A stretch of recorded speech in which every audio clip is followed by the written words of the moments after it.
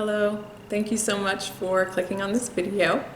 My name is Mariposa and I am a medical intuitive who also has a background in psychology and functional medicine. I founded Butterfly Grove to support highly sensitive children, teens, and families. And I wanted to make this video today to talk a little bit about how I define sensitivity, because it sometimes means different things to different people.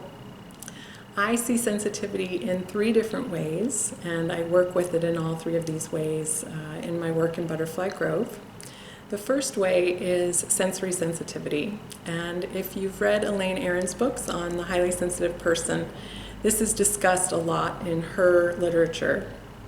It talks about being very easily influenced by any kind of sensory input from your five senses. So your sight, your sound, your taste, your touch, your hearing.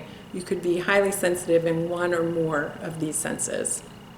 And I've heard it described as having cups for each sense. And I pass this on because I love this explanation.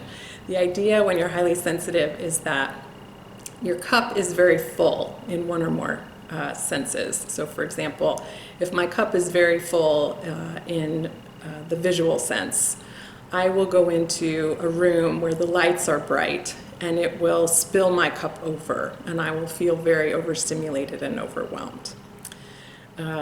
This can cause visceral reactions in your body.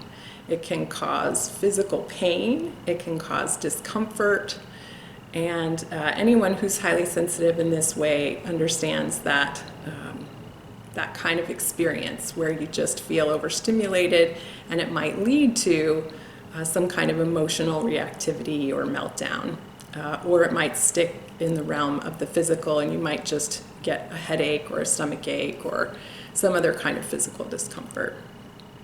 So the second way I think about sensitivity is in the emotional realm. And in the emotional realm, there's a continuum of response that we have when we're highly sensitive. We can be on one end of the continuum, which is the dissociative end, and that's sort of a clinical term. So to use a more lay term, it would just be like you get overwhelmed and you kind of space out, or you check out. You can't really stick with a situation that is overloading for you and your system.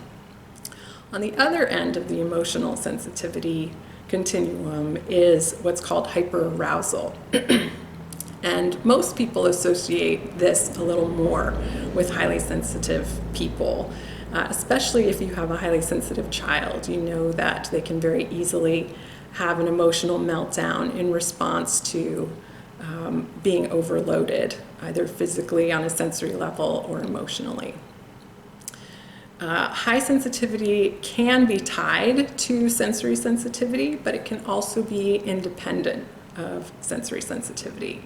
For example, if you're under a lot of stress, if you have a mental health condition such as depression or anxiety, or if you have a history of trauma, all of these things can fill up your emotional cup and cause it to spill over if some kind of input comes in that just feels like it's too much for you. The third way I think about sensitivity is energetic sensitivity, and this is where my training as a medical intuitive comes in. And I know energy is a vague term. When I'm talking about it, I think we all have an innate awareness or response to a variety of energetic influences. Emotional energy is one. If you consider yourself to be very empathic, or you know your child is very empathic, that's one kind of energy. You also can be sensitive to the energy of technology. I know a number of people, for example, who are worried about just the radiation from their computers or their cell phones, or they won't stand in front of a microwave because they're highly sensitive. You can also be sensitive to psychic and spiritual energies. And I do have a separate video for psychic kids that I encourage you to tune into if that applies to you. I want to tell a little personal story about my own energetic sensitivity, just to illustrate it a little bit more, since it is one that people may not feel is as common or clear. So I always considered myself very emotionally sensitive. I was very empathic, I still am, but about 20 years ago I was sitting in my energy healing training program, and I'd probably been in the training program for about a year, and I had the experience of really filling up my system with my own energy and really grounding in my body for the first time. I felt like it was the very first time in my life that my spirit and my physical body and my emotions were all kind of unified in one experience. And I realized when I was in that state that I considered myself, up to that point, a very emotional person, because I was very emotional. I was very reactive emotionally. I would get upset easily, or I would cry easily, especially at movies or commercials. Or if someone was telling me a story, I often felt the emotions in my body of that story. But what I realized in that meditation was it wasn't my emotions that I had been feeling all this time.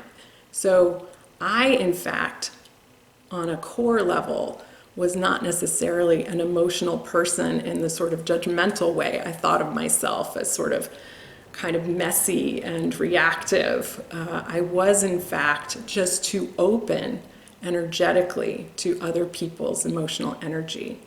And when I went through my training, which was at the Academy of Intuition Medicine in Sausalito, I had the experience for the first time of learning how to control my level of empathy. I could dial it up or down, and this was a brand new experience for me. And it's completely changed my life since that time 20 years ago. And it's one of the reasons I'm so excited to bring this work to highly sensitive people, because I think sometimes we are truly sensitive on a sensory level or an emotional level, because that's who we are and how we're wired. But I think there are additional influences often that come in and kind of confuse our energy and our emotions that we don't necessarily feel like we have control over. So gaining that feeling of control and mastery kind of over our own energy and our own space is really, really important for highly sensitive people. When I learned at the Academy about my energy anatomy and the importance of grounding and having boundaries with my energy, it was completely life-changing. And again, I'm so excited to bring that information and that knowledge to the people that I work with. Any of these levels of sensitivity, sensory, emotional, or energetic, can influence each other.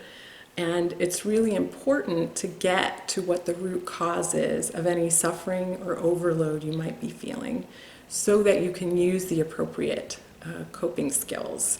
You may have gone to psychotherapy or even occupational therapy for your sensory sensitivities, and those are all important tools that you might have gained. You might have learned physical exercises or emotional coping skills or cognitive coping skills, ways you can talk to yourself to kind of work with your reactivity or your sensitivity.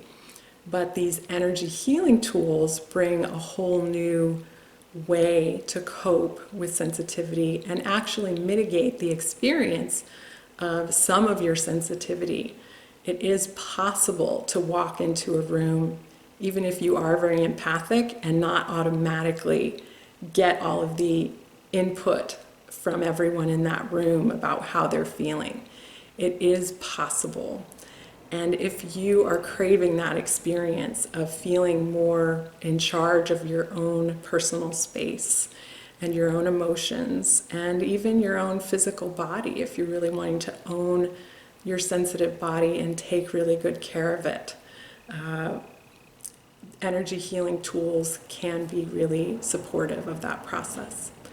So if this sounds like it would be helpful to you, I encourage you to click on the links below to other videos or to my website, and feel free to contact me for a discovery call. It's a free 30-minute call, and hopefully I can be of some support to you.